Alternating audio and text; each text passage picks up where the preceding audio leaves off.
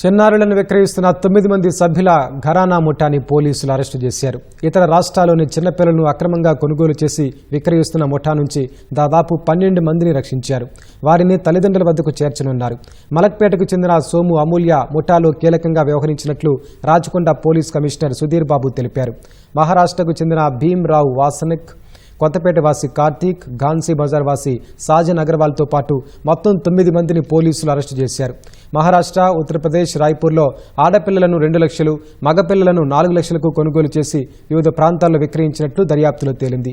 ఈ వ్యవహారంలో కీలకంగా వ్యవహరించిన అమూల్య తప్ప మిగతా నిందితులంతా దళారులుగా ఉన్నట్లు రాచకొండ సిపి సుధీర్ బాబు తెలిపారు.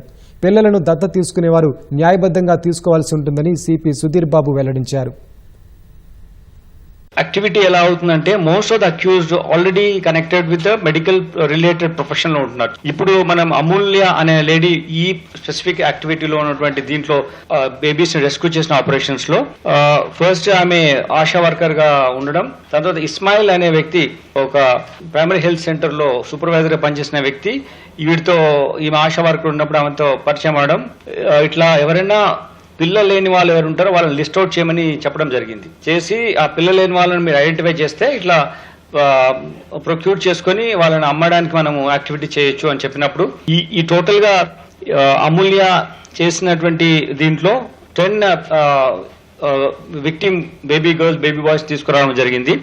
చిన్న మంత్ ఓల్డ్ బేబీస్ వీళ్ళంతా ఉన్నారు. కొందరు అంతకన్నా ఎక్కువ ఏజ్ వాళ్ళు కూడా ఉన్నారు.